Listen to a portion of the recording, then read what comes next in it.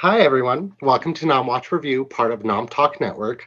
On this show, we review the latest film drops or throwbacks celebrating a milestone while eating and drinking our favorite movie snacks and drinks. I'm your host, Erric Ramirez, and tonight I decided to change it up a little bit with my snack. I'm eating Dot's Homestyle pretzels, and they're the mustard flavor. These are freaking delicious. Those are good. Right? Like these are the only ones. I've tasted the other ones, but these ones smack like no other. And I don't even like pretzels, but I'll eat these ones. And then I am drinking a Beehive Honey Wheat from Bristol Brewing Company. This is what I typically have or an IPA. So I'm back to my same old game. But I am super excited to introduce my guests tonight. Red and Kyle and Puma, thank you for being here. What are you guys eating and snacking on? We'll start with you on this one, Ren. Right now I have goldfish with me and bubbly lime flavor. Nice. I'm a simple creature. I normally have seltzers in my house, but we had a barbecue, and so I'm all out, unfortunately, which is disappointing. But hey. And then Kyle, what are you snacking and drinking on tonight?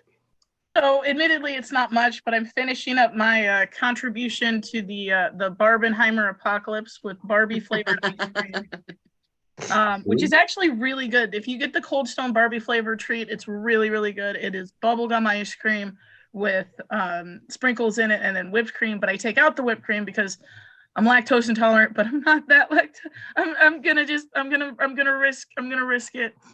Risk it for Barbie. I'm gonna risk it for Barbie. No regrets.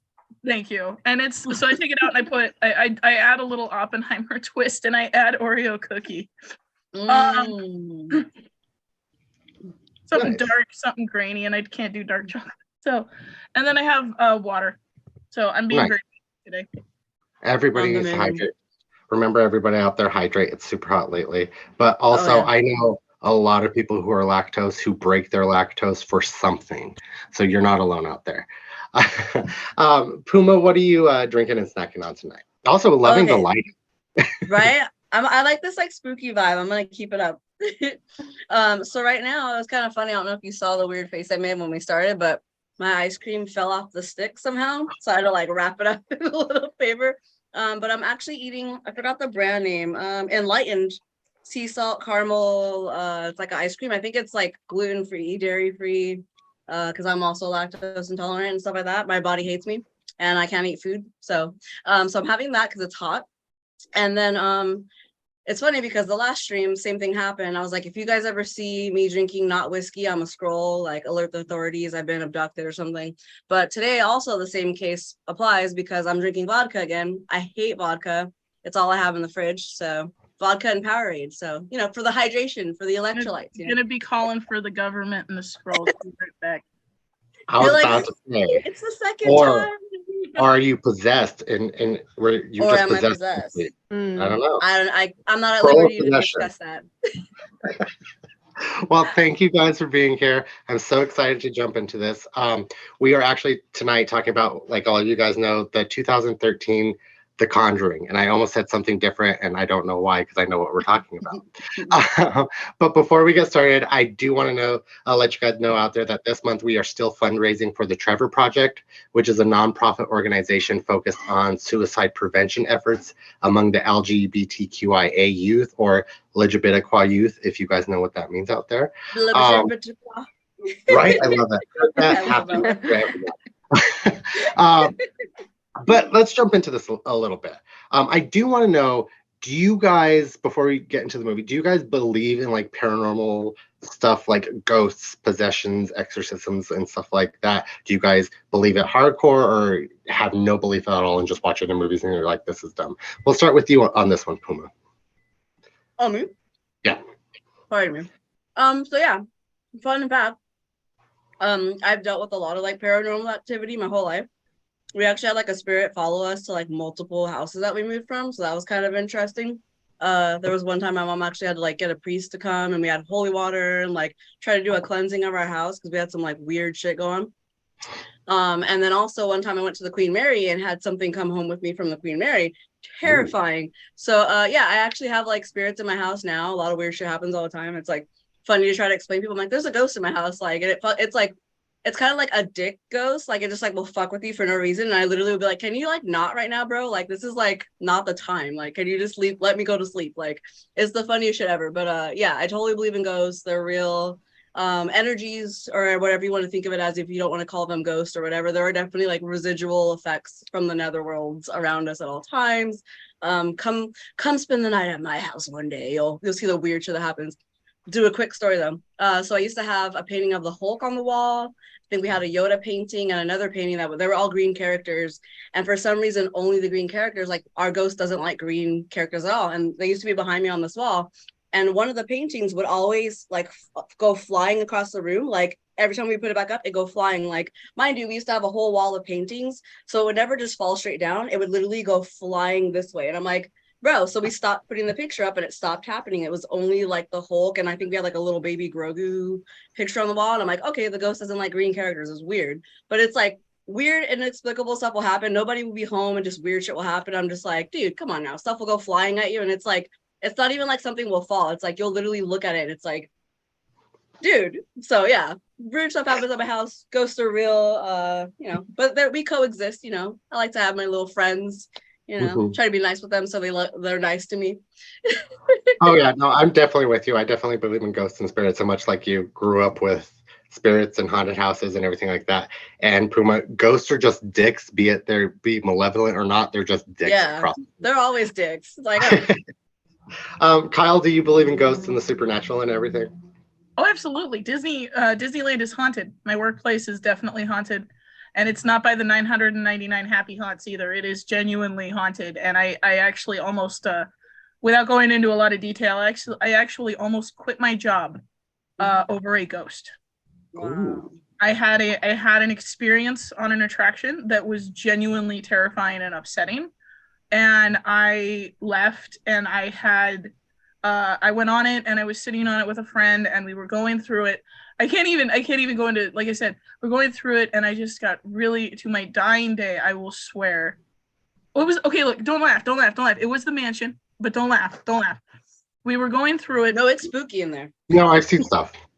Yeah, no, so we were going through it, and it kept breaking down, and it was super hot until we got to Madame Leota's room.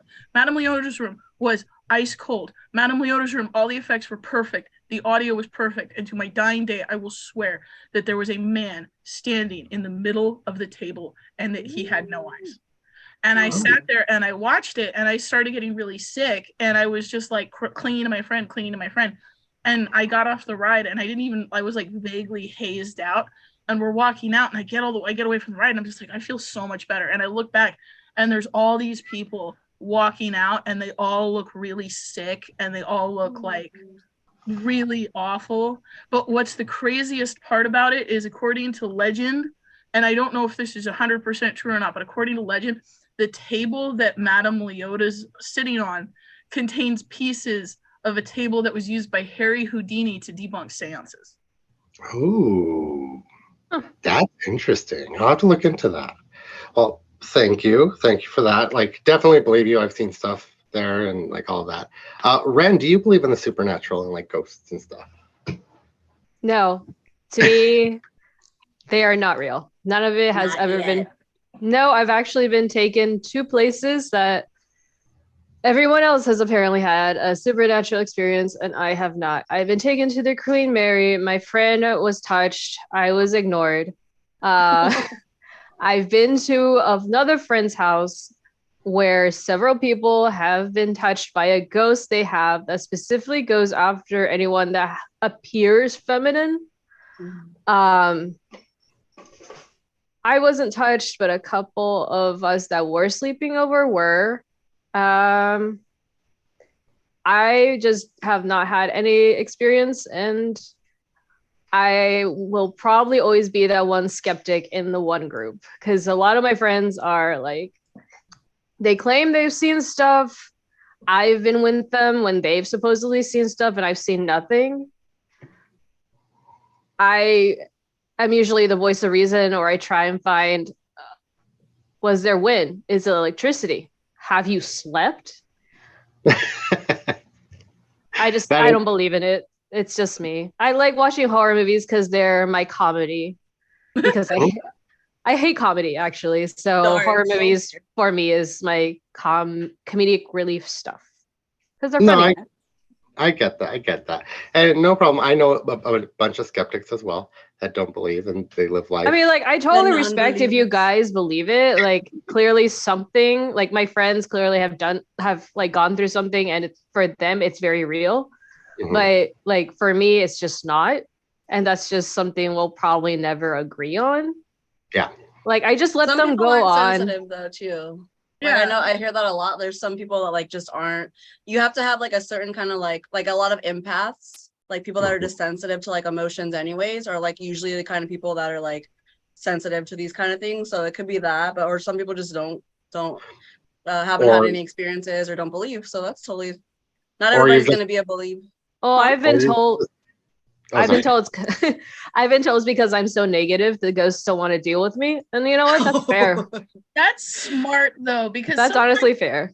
It makes sometimes the sense, ghosts, yeah. like in places like, especially ghosts in big locations like the Queen Mary or Disneyland, sometimes those places, like, because there's so much energy, like I don't think necessarily, I'll offer you a suggestion. Maybe it is not necessarily a ghost that people are picking up on, but energy, human energy is really powerful. And when you think of like, say, the Queen Mary that saw so much things as a hospital ship and all this other stuff, or Disneyland as like a place where people get married and people divorce and people announce deaths and people celebrate so many different things.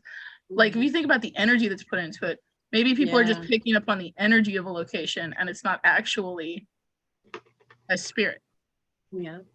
Maybe. That could very well be it. But thank you guys for letting me know what your thoughts on the supernatural and everything are. I'm gonna jump in the chat really quickly. Because we have some people in there. Cue Ball. Hi, Cue Ball. Oh my god. He says for him. You better not. I'm not doing any puns, Q. Not yet. It hasn't been brought up yet, Puma. Not yet. But he says, for me, I've experienced paranormal activity before, and I talked about it before. Hearing footsteps up and down stairs in the apartment house I used to live in. I was maybe about 3 or so when I lived there for a while. So yes, he's experienced some stuff as well. Also, before we get into our popcorn ratings and dive into this movie, Cue Ball redeemed hydrate. So everybody hydrate. Thank you. Thank you for going easy on me. Q. For those of you who don't know, Q is like a regular. He watches every single stream, and every time I'm on a stream, he always does the puns on me because he knows I suck at puns and I can never do them. He always does it to me, and I should be prepared every week. Every week I should be like, oh, let me get a pun ready. But like, I'm like, maybe he'll just be nice to me this time. So no, he always does that. It happens. But now I want to get into these popcorn ratings. So, and kind of like when you guys first saw this movie, it's only 10 years old, so not that long, and there's been several other that have came out after this. For me, I rated this movie a 4. It is a very scary movie for me with a lot of stuff that's happened and stuff like that. Like a lot of my personal stuff has happened in the movie as well, so there's correlations with it, which is why I'm a little bit more afraid. The reason I have to score it a 4 is because there are problematic issues with the Warrens behind it. That I think I have to knock it down a little bit. But other than that, I do think this is a great movie. So definitely 4 out of 5. Ren, we'll start with you on this one. What do you think what is your popcorn rating and why? For me, it's a solid 4 out of 5 too. When I first saw it at the time, I was getting bored with recent horror movies because they were just getting like mid at best. So this was a nice refresher. At the time, I didn't know anything about the Warrens, so I had no idea about that. I didn't find it scary or anything like that. What I did like was the way it was written and how the actors portrayed the characters. I found them like specifically the two like main ones, the two Warrens, Ed and Lorraine. Ed and Lorraine. I like them the most of the movie, just the way their characters were. Like you could tell it was believable enough that because you would think like, oh, would they would people IRL actually help someone if a ghost was like messing with their lives? And I like how they sold that idea that it's almost believable to people who work in this field would extend that sort of helping hand. If that makes any sense? Yeah. Definitely. And I was drawn more into the characterization than the horror aspect, I think. oh yeah, no, and I get you. The relationship that Ed and Lorraine have in the entire series actually is fantastic. There's even in the other iterations of The Conjuring and everything, they are the best parts of it. So I have to agree with you there. Also, before I get your popcorn rating, Puma, Cue Ball says you're safe. So you're good. Thank you. Thank you. Puma, what is your popcorn rating and why? Okay, I'm gonna also give it a solid 4.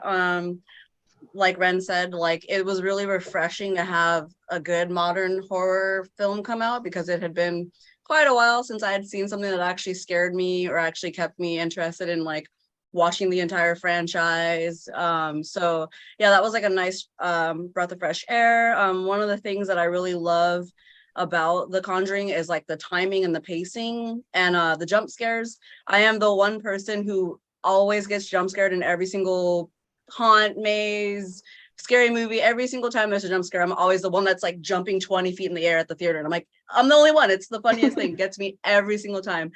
So that's one of the things I love about The Conjuring is like all the little scary time, perfect time moments. Like even when you think you're gonna see, or when you first watch it, when you think you know like when it's gonna pop up, it doesn't. It kind of like tricks you, and then you get scared at. It's like amazing. So yeah, James Wan, man. Oh yeah. James Wan did a great job.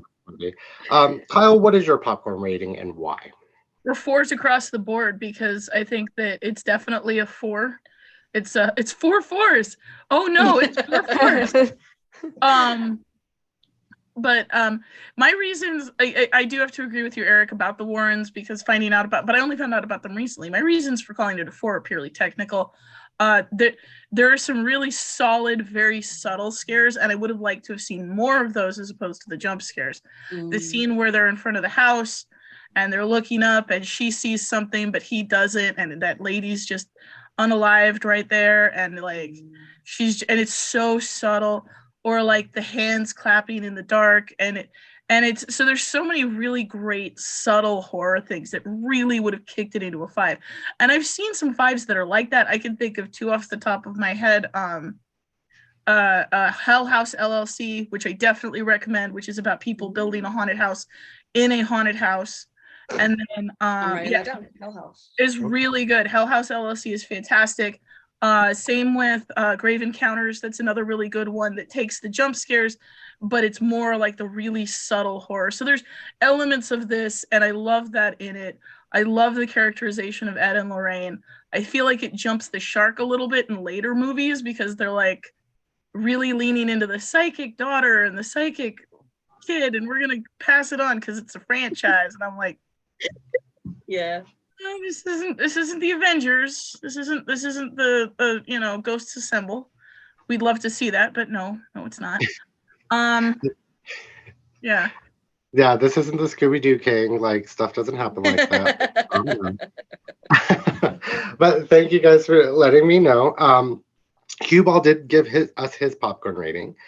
He says his rating is a 5 out of 5 because when you think of terrifying paranormal phenomena movies that twist your mind and make you guess and put together as to why there are these things happening until you realize, oh, one concludes the ending. Like it is one of those good movies that you're like, oh, okay, at the end. So thank you all for that. We're gonna get into the story a little bit now. I'm gonna break it down for you guys, and then we're gonna go through it. So online, it does say in 1971, Carolyn and Roger Perron moved their family into a dilapidated Rhode Island farmhouse, and soon strange things start to happen around it with escalating nightmarish terror. In desperation, Carolyn contacts the noted paranormal investigators Ed and Lorraine Warren to examine the house. The Warrens discover is a whole area steeped in satanic hauntings that is now targeting the Perron family wherever they go. To stop this evil, the Warrens will have to call upon all their skills and spiritual strength to defeat the spectral menace at its source that threatens to destroy everyone involved. Now that is, I feel like, a good summary of what this movie actually is. Now, getting into it, the Perones seem like your everyday American family and just like hard workers, have a bunch of kids, which in the 70s you could have 5 kids and actually sustain your life. Now you have bankruptcy. But It's fake, but okay. So they move into this house and then they start noticing little things like the clock stop working. One of their daughters is sleepwalking at night. Another one of their daughters is getting pulled in her bed and ends up seeing something in the corner of her house in her room and gets frightened. There's this constant like dead smell coming, like rotting meat coming from everywhere. And then it just goes on. And where things come to a head is the mother, the kids play this clapping game, which you mentioned earlier, to where somebody closes their eyes and they have to clap and it's hide and go seek. Well, the mother hears this late one night and goes searching the house and ends up going to the basement, getting thrown down the stairs and hearing the claps and everything, going back up, which is also one of my favorite parts. She goes back up the stairs and she lights matches because the light breaks and she's standing there and the little boy is like, you want to play a game? Reaches around and claps and throws it out, and then she's stuck in the downstairs basement.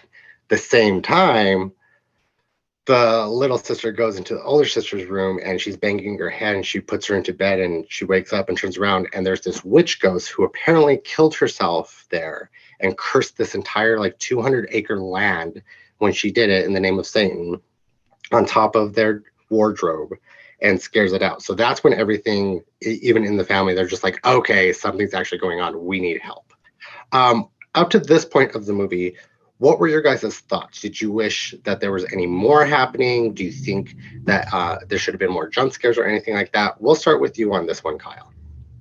So I thought it was a nice little build up. I think that some of the best moments came in when the family is really struggling against the entity, because everything is just so subtle. There's the part with the little girl, and it's one of the best parts in the film because it's not a jump scare. It's not the little kid really sells it. It's not a jump scare. It's not anything definitive. But she sees something standing in the corner of the room, and that just scares her. And she's just pointing at it, and she's just like, "It's in the corner of the room. It's standing next to you," and you don't see it. And even thinking about it, I've got goosebumps. See, there's something that's really scary to me about something that's just willing to stand in front of you and scare you. Any ghost that's just I don't care, dude. I'm a ghost. I'm going to screw with you. If you have a problem with that, then that's tough titties, because I'm going to come in and I'm going to make sure that you know that I'm here to mess with you. That to me is the height of horror, because that means it has no fear and it knows that it can't be stopped. So to have the little girl sit there and this thing is showing it to her and she's just talking about it, but you don't see it, but it's standing in the corner like this. It's not doing anything. Just so good, so good. I wanted more of that and less of the jump scares, but the one or two was good. Okay.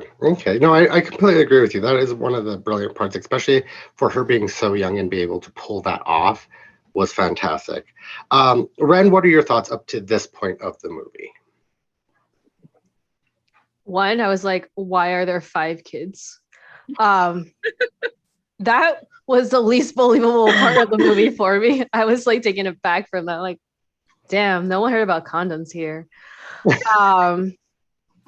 But my favorite was with the subtle hints that something is wrong with the house. Mm-hmm. They at the beginning, they don't show it to you directly. You have to actually pay attention to see oh, something's a little off. I mean, the biggest red flag for anyone should have been the dog not wanting to get into the house. Yeah. I don't believe in ghosts, but if my cat or my dog is nah, then it's my Hispanic ass is not going in there. I was about to say, and I apologize to all the Caucasian people out there, but it's a Caucasian thing. Like they don't listen or pay attention to anything in every Ah, movie, and I everybody hear knows something. I'm gonna go look. Like, all right, have fun. it's true. Funerals are expensive. I'm gonna go the other Like, way. sorry, Kyle. No. No, it's true. It's completely. I mean, you're talking to somebody who sat there and it's like, oh, we're gonna build up a haunted house in the middle of a spooky place. No, it's true. It's true. It's that urge to just go in and just investigate, stick our nose where it don't belong. They're so curious, You just have to know. You have to know. You just have to know, or just pay attention. Pay attention. But moving on from that point, then they bring in the Warrens. They go out and they find them at college and they're doing lectures and stuff. And at this point, you're getting little glimpses of the Warrens and their life and everything like that. You see the Annabelle doll, which I think was a very good introduction to her to go on to her own franchise of movies in this era. But you start meeting them. They go to the house and immediately she sees the ghost attached to the mother and all the children, this witch. And she automatically tells them, okay, we're going to research, we're going to come back. We have to get information for the Vatican and for the church so we can exorcise your house. And it's going to take a lot of process. So they go back to the house and they set up film equipment, cold equipment, everything. And by this point, all the family is sleeping in the living room because they're scared the shit out of everywhere else in their own house. They go back, set up the equipment, and things automatically start to happen. The little sleepwalking girl ends up walking up the stairs, and the little boy ghost who you meet earlier in the film with the little music box mirror thing ends up being attached to her and following her and taking her to his hiding place. And that's when, wow, why did I just forget her name? Lorraine Warren goes into the place and finds out like this is where he hid. And she falls all the way down to the basement and she ends up seeing the mom who killed the little boy, which if you look at the background, this lady behind me killed the little boy. And this is the exact part where she fell. And she's like, she made me do it. She made me do it. And then she turns around. She ends up seeing dangling feet from the witch who hung herself outside, which we saw the witch earlier in the film. And she turns, she screams, she runs out of the basement, everything like that. And they get the entire family out of the house because they're like, nope, we're done. Take them to a hotel. Lorraine and Ed go back to their house because they're like, we need to go and figure stuff out. At this time, their daughter gets attacked by the witch, pretty much with Annabelle, and scares the living shit out of her. Ed says they're not going back to the house. Come to find out that Carolyn, the mom, ends up taking two of the daughters back to the house so she can kill these two girls because that's the witch's prerogative. She doesn't want anybody on her land. They end up all going back to the house and having to perform an exorcism on Carolyn in the basement because she's possessed. And I can't remember the ghost's name for some reason at this point in time. I'll look it up. Shiva. Bathsheba, thank you. Yeah. Figuring out that that's her. And they end up, Ed Warren ends up performing this exorcism, which he's never done in his life, but he's saw a lot of them, which go you, I guess. But they end up exorcising her, the whole family's safe, and there we go. They live to live another day, and then the Warrens go on to their next case. How did you think the conclusion of this movie was, and like the main packed action of her being possessed in the blood and the gore and everything like that? We'll start with you on this one, Puma. Oh, I just love this. James Wan has like a way of like creating suspense and just like he's just really good at what he does. So I just really love I was scared. Like this movie scared me. It's really hard to kind of terrify me, but something strikes like in me when I see stuff like kids getting hurt or harmed because I'm a mother. So like anytime I see stuff like that, it really kind of like gets to me really bad. The visuals, just like you said, the witch hanging and stuff like that, just like it was perfectly like the visuals in the conclusion, like the whole movie, but building up to that, it's just like it was just really well done. So I'm just kind of like, yeah, that kind of hooked me to watch the rest of them. But I'm kind of upset that the other ones weren't as good. But yeah, this one's great. I have no complaints about this movie at all, really. Nice. Thank you. And then jumping to the chat really quick, We have two things redeemed by Cue Ball. I'm just gonna go with both of them, Cue Ball, because I don't know which one you meant. But we have a word ban. We can no longer say the word shit or oops for a little while. Okay. Also, he did redeem hydrate for all of us. So hydrate. Okay, again. thank you, Kim. I'm all. You better not. I know he scares you every time. I'm just gonna say Cue Ball says, and then you're gonna be wet. Oh, no. Ren, what were your final thoughts on the end of this movie and the conclusion? I didn't. So I liked the ending, I guess. I have no complaints about it. It was like the way the exorcism was performed. It was violent. It was scary. It was meant to like make you uncomfortable because like she's been thrown around. She's throwing people around. Someone lost a piece of their face. They did. It's just like, right I want you there. to do commentary to like all my favorite horror movies. Like I need you like in the background while the movie's playing. Like that's great. And then it was funny because it was the skeptic that lost the piece of his face. Yep. Like chunk. I think like I anticipated the mother not actually making it through at the end. Because like I grew up Catholic. So like some of the things that were ever touched about was like the fact if you were possessed or like fully successfully possessed by a demon, coming back is a very hard thing. Mm-hmm. So like for exorcisms, when they're portrayed in Hollywood, I usually expect the victim to not make it back. And the way it was so violently like ejected from her body, I'm like, damn, she gone. That was nasty.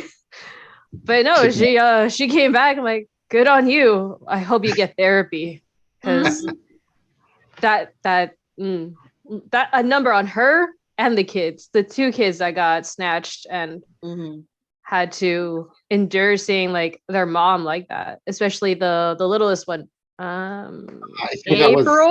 April. Yeah. That's what I was about to say. April needs, besides the mom, April needs the most therapy out of all them kids. Yes. Because she saw that entire thing go down. So good on you, April. It's going to be a great college essay. Ooh, could you imagine? Kyle, what did you think about the ending of this movie and the Warrens and everything? So I think one of the things that I really like about this movie is, once again, I want that subtle, more realistic horror that doesn't necessarily 100% jump into the jump scares. And James Wan did that really well with like the realism behind, oh yeah, we have to go talk to the Vatican. These are the things we have to do to prove it, because it really could be anything. And because that's a safety thing too, because if you don't prove that, it's a demonic threat, or you don't prove that it's a spirit, extrasensory threat, a spiritual threat. I almost said extraterrestrial, and I was like, that is a completely different movie. But if you don't prove it, you could theoretically be hurting someone who has like a mental health issue, or you could be dealing with like a house that has problems. So I really like that they went into like the detail of, what it takes to actually prove something like that, because the later movies don't do that. And they actually make some suppositions to me that were kind of borderline offensive in regards to some of those issues, but I'm not going to go into those. But this one in particular, though, they did it very well. The ending with the being thrown around. Also, I have this weird phobia of people covering their faces, not like with masks, but like with blankets. So, okay, because I was watching, there's a scene in Scream 3, which is the worst movie to be scared of, where when the killer takes it and he's standing in the corner, he's doing the thing, he's standing in the corner, and he puts a coroner's mask over his face, or like the coroner body bag over his face, and he's standing there and he's scaring Sidney Preston. He's like, Sydney, I'm your mom, Sydney. And he's just, oh yeah. And that, I saw that when I was like 8, and that scared the bejesus out of me. Bejesus. It scared the. Wait, are we clear, Stephanie? I about to ask. Go ahead. Continue, Kyle, and I will find out if we are That clear. scared No, we are bananas clear. and We are pajamas clear. out of me. We can say shit and That oops scared, together. okay, that scared the shit out of me. So when she did that and she was sitting in the chair and they were rising up and she had her face all covered, I was just like, it's those two things, being like a ghost in a sheet, which is the stupidest thing, and standing in front of somebody just totally deadpan, like, just, it's like, nope, I'm out. Have fun. Have fun being the 999th happy haunt, okay? Because this haunted mansion is not for me. I'm out. When that came up, I'm out. No, overall, I think the story went well. What I do want to talk about is one, I do want to talk about James Wan, who directed this. I think he did a brilliant job in this movie, and it really brought up for me, like all of you said, scary movies just to this point weren't scaring you. They were all like 3D at this point, and just like anything that could be 3D in horror, they were making it 3D in horror, which was taking me out of horror completely. So this was very nice to bring it up and back into reality for me. But I also do want to talk about this cast. We have Vera, who played Lauren Warren, Patrick Wilson, who played Aaron Warren, Lily Taylor, who played Carolyn Perron, Ron Livingston, who played Roger, Shanley, who played Andrea, Haley McFarlane as Nancy, Joey King as Christine, Mackenzie Foy as Cindy, Kyla Daver as April, and on and on and on. What did you think about this cast and James Wan and with how he did? We'll start with you on this one, Kyle. So I love James Wan. I think James Wan is one of the best working directors in horror. I think that any studio that gets to work with him is 150% amazing. I mean, he did Saw, he did this. He has crafted so many defining entries in the genre, which I think is just fantastic. And he's done it, and he's done it like, and he's done his research, and he's created like these are characters that could exist until you get the open mouth people going, which these things happen. So I love him. I will always love Patrick Wilson and Vera Farmiga. Vera Farmiga, for her, I know she's done other stuff before this. I don't remember what, because this is what I tend to remember her from, because she and Patrick Wilson have chemistry out the wazoo. Like the two of them together just have really intense chemistry, and it's really kind of awesome to see. And then for Patrick Wilson, like, I mean, I was a Phantom kid way back when, and it's not hard to remember that Patrick Wilson was Raoul de Chagny. So you're sitting there and you're like, Patrick Wilson back then was there. He could get it. And now here he is playing like, a daddy. And I'm like, okay. All right. When you bat for both teams, you can look at both. I'm enjoying both of you. I'm just gonna sit here like, you're like, yes and yes. Just leave Annabelle at home. Puma, what were your thoughts on this cast and directing and everything? Oh, that's fantastic. Like Kyle said, I love seeing Patrick Wilson and Vera's chemistry together.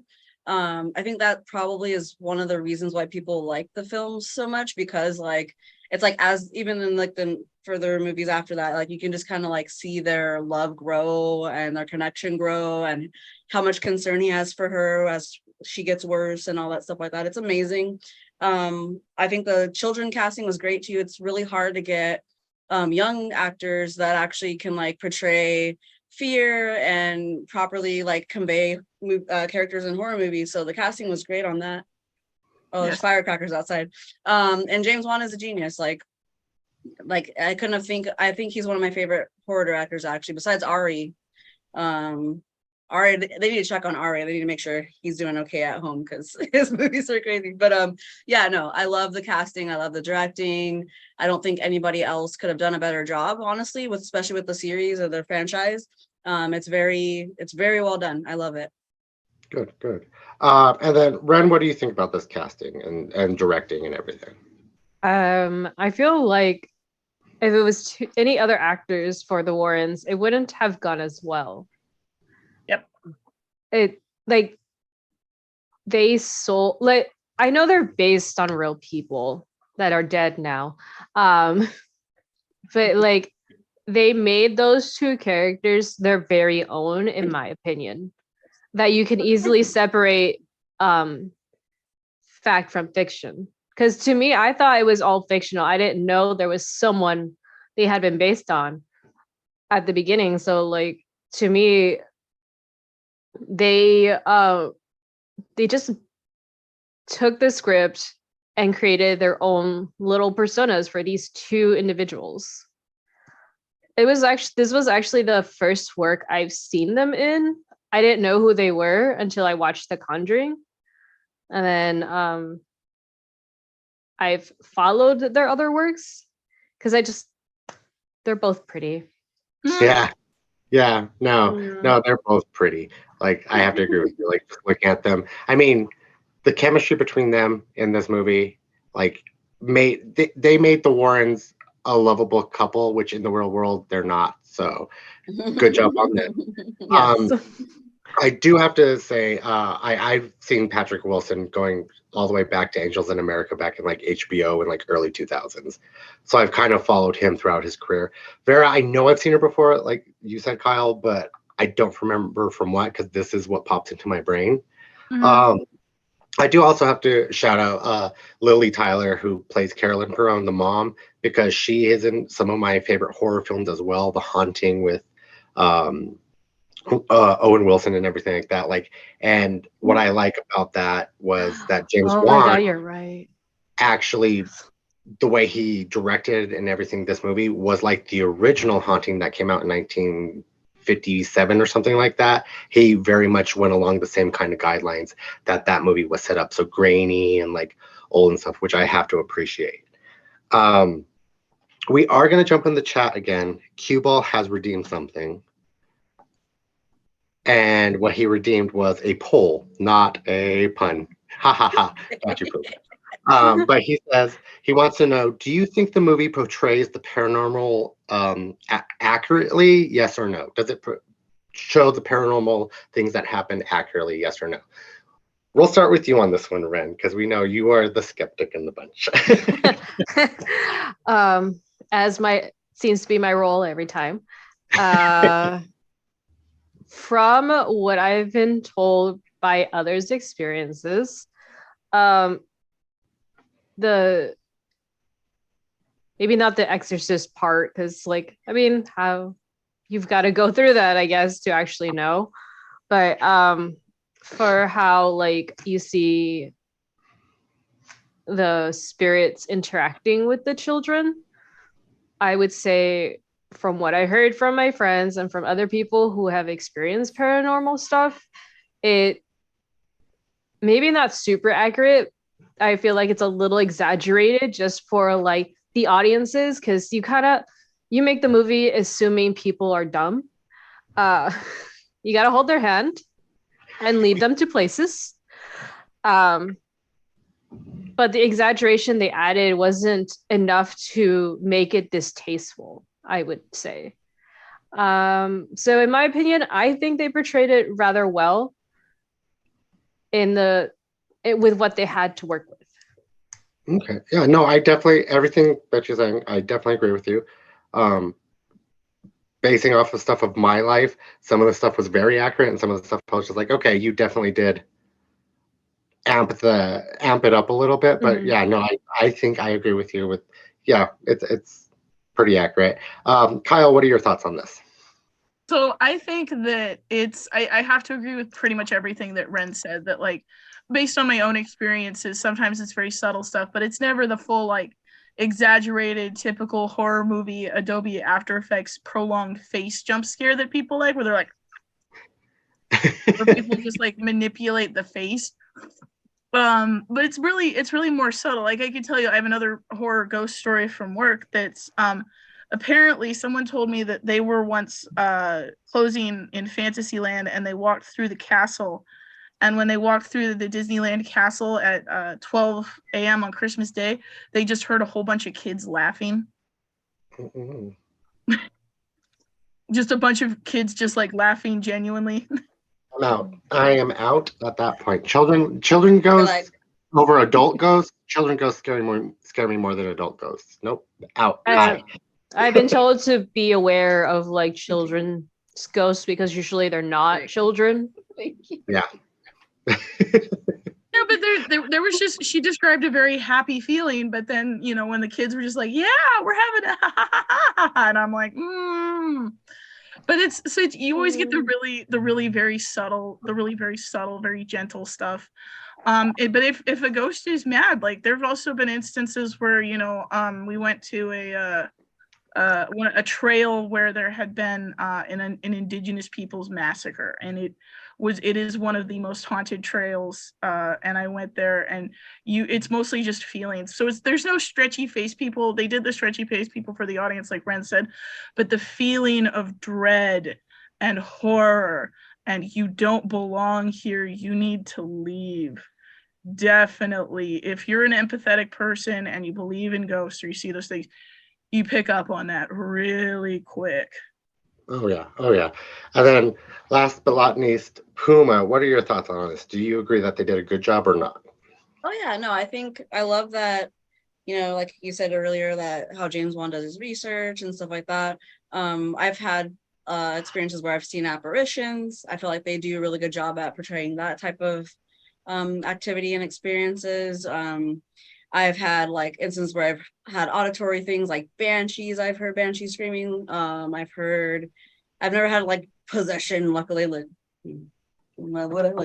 there we go. But nothing like that. But I definitely think that they take the realistic kind of like foundations of each kind of entity or experience that they're trying to showcase in the film, and they kind of just, they have to obviously make it more cinematic, because I mean, most ghost things aren't just like, you know, a demon possessing you and you're levitating. Like that's not like a normal thing necessarily. So I mean, obviously they have to make people want to be like, oh, like, you know, they have to kind of make it, they always kind of add it, it's showbiz, they have to make it a little bit more spectacular than usual. But I definitely love that a lot of the stuff you can see, you're like, oh, I like, even if like you've never experienced that, you could be like, wow, that looks very realistic, or like that I could see that actually happening in real life. And so yeah, like great job at doing that. But yeah, man, like the also quick story, sorry, I'll do it in 1 minute.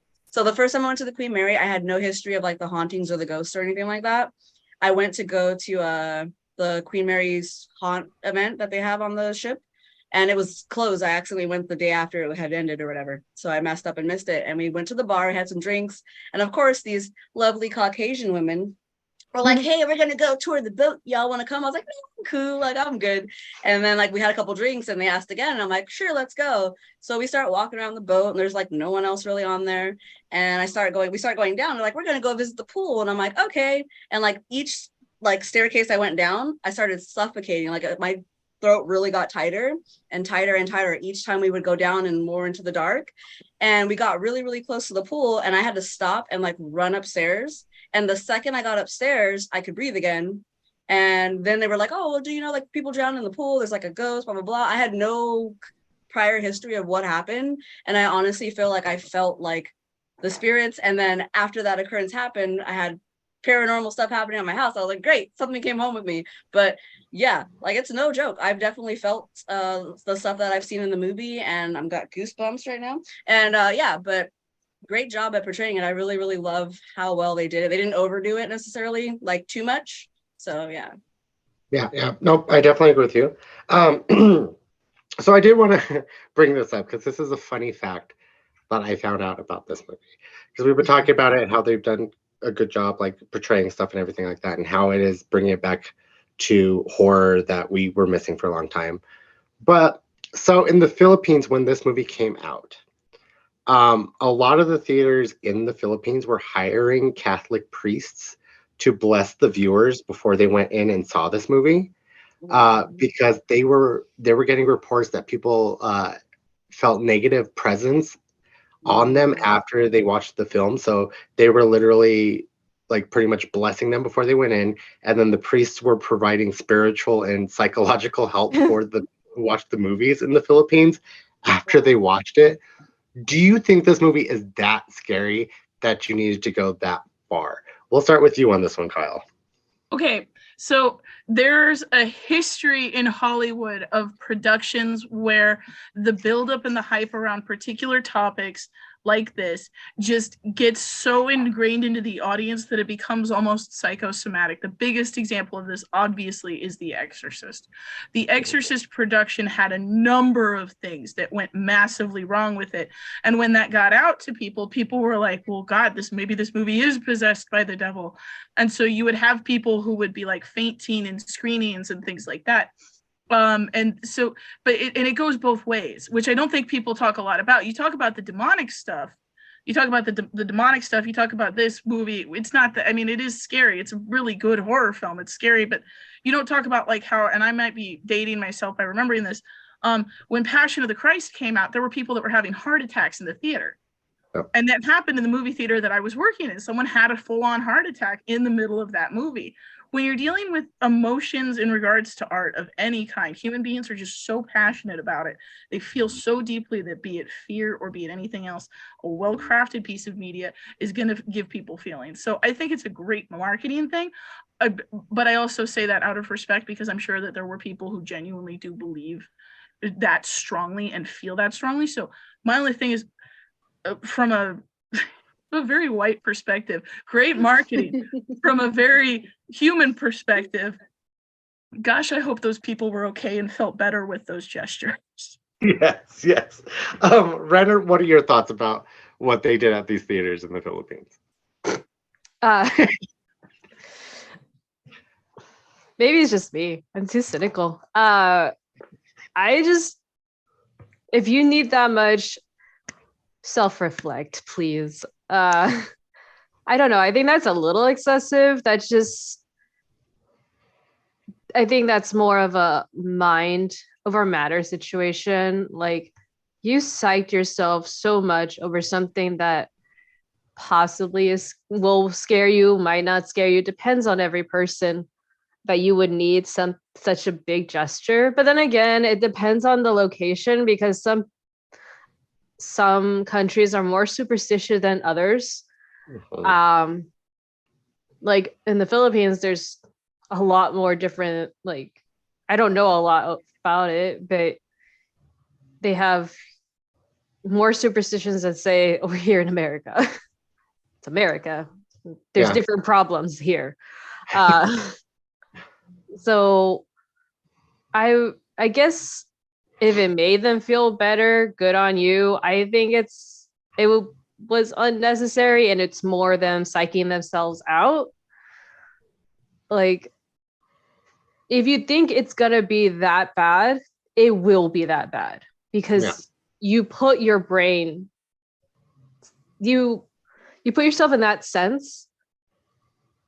How can it not come out that way? I don't know. For me, I've been like, this is too much.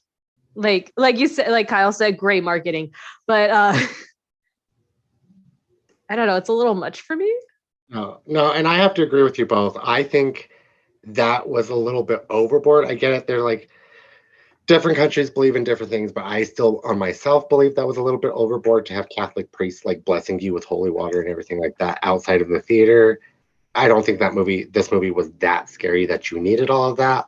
Although I did once have a roommate, we went to go see Scary Stories to Tell in the Dark, and she had a full-on like panic attack, passed out, like it was a thing. And I was like, this movie is not that scary. What's going on? But Uma, what are your thoughts about the Catholic priests in the Philippines? Man. So fun fact, my dad actually lives in the Philippines. He was in the Air Force, and he loves him some Filipinas. So that's where he's been living for the last like 20 years.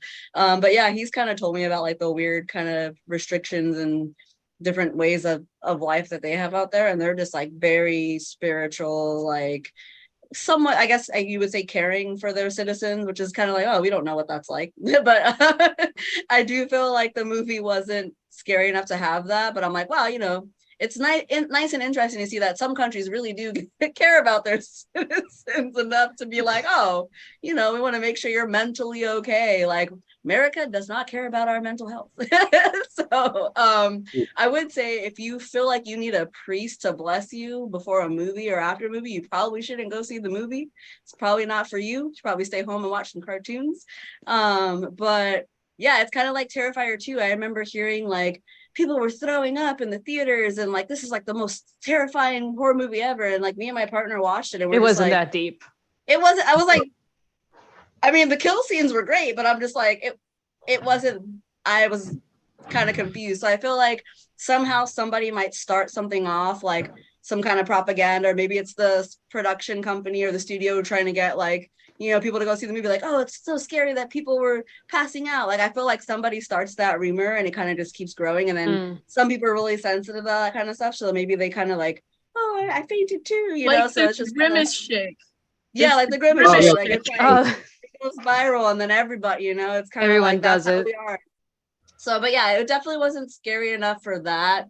That's kind of I don't know how they afforded that, honestly. Like they just have extra money and they're not in a deficit over there, I guess, because they're just giving away free mental health help over there.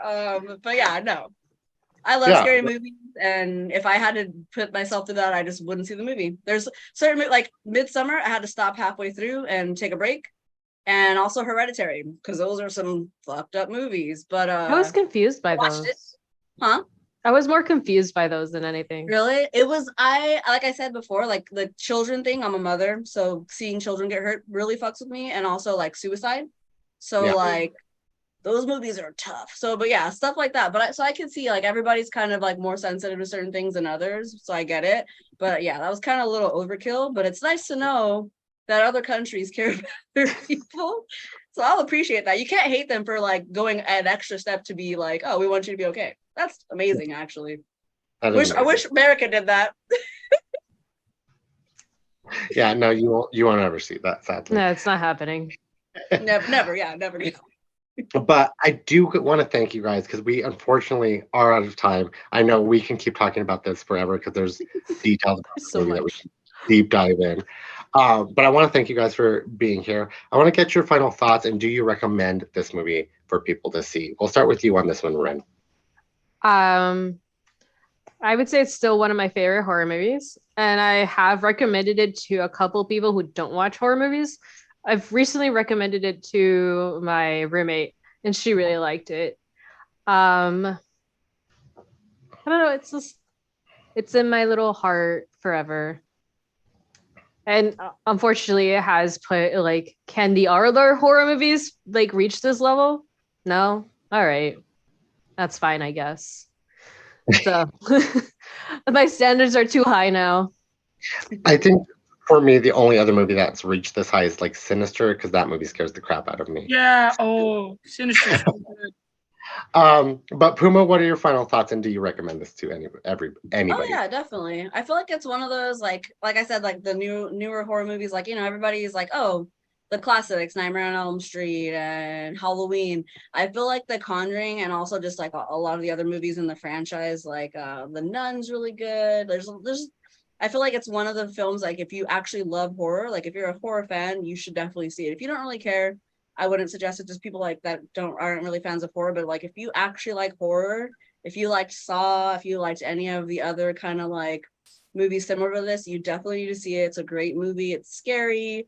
I don't get scared super easily, and it scared me. So I mean, if you want to be scared, I know some people are like, I just want to feel something, you know. Some people are hardcore and they really need like something, you know. If you need a little extra, watch The Conjuring, because it's pretty scary. It's pretty scary. It keeps me out a little bit. I won't watch it at nighttime, I'll say that. Or alone, like definitely not. Which I felt bad for my boyfriend the other night, because when we started watching it, I fell asleep and it was nighttime and he was alone, so he stopped. That's horrible. You just left him there to fend for himself. I felt so bad. Every little creak, he's like, you gotta get him. You had to get him a priest, man. You had to get him a priest. Let the priest just in case. Yeah. Bless him with the cat. All right, Kyle. What are your final thoughts, and do you recommend this movie? I think this is gonna sound really weird, but out of the two other lovely people and you in this, I am not a big fan of the rest of the franchise. I think there's a couple of really solid gold pieces. Once again, The Nun is a really good one. I am not the biggest fan of either Annabelle film. And I take some personal umbrage with Annabelle Origins in particular. But and then there's La Llorona, which was like Not a big fan of La Llorona. And then, but this one out of all of them, I'd say, watch this one. Any franchise that was started directly by James Wan, especially if he had Leah Whannell attached to it, any franchise that was started directly by James Wan, you want to find the James Wan film that he directed specifically, and you want to watch that. And that was this one. So you want to make sure you find that one, and you want to find that guy, and you want to watch this one. So watch this one. I definitely recommend. Yeah. I do have a quick fun fact. Go ahead. So I did a Jigsaw cosplay. Or no, sorry, Billy the Puppet. I'm not one of those people. I know the difference. Sorry, Billy the Puppet cosplay. And James Wan liked it on Instagram. So Senpai noticed me. Senpai noticed me. That was awesome. Also, another little fun fact. This is the only movie Billy the Puppet does not make a somewhat little bit of a cameo in. All other James Wan, Billy the Puppet is in. Also, to save my boyfriend face, because it is a scary movie, we do live in a very old, like, creepy house. So. Oh no. But I definitely recommend this movie. I think it's great. Everything in love. Other things in the franchise, Llorona was the worst one in the entire franchise, and nobody should ever watch that movie. But this one, definitely watch. But that is all the time we have. I want to thank you guys for being here. Let the people out there know where they can find you on social medias and everything. We'll start with you, Kyle. You can find me at Kyle Poddig on Blue Sky. That's KYLEPODDIG .Blue Sky. You can find me on Threads at Kyle Poddig Arts. KYLEPODDIG Arts ARTS. Still am on the Bird app at Carolyn in Fandom.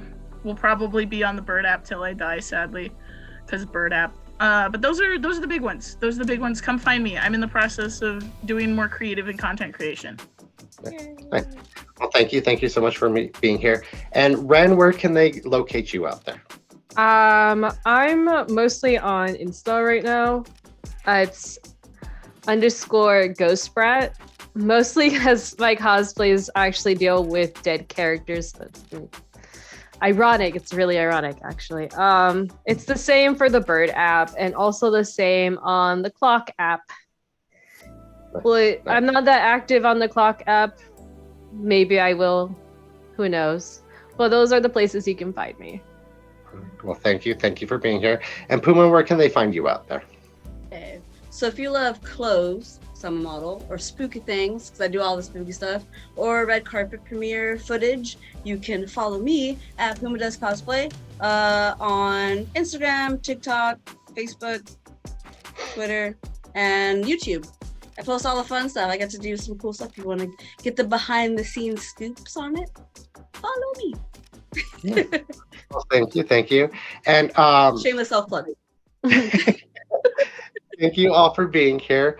Be sure to join our Discord to keep this conversation going, as well as subscribing to all of our other platforms at Nom Talk Network. I'm your host, Erric Ramirez, and you can find me on all social medias except for the Bird app, because I got rid of that.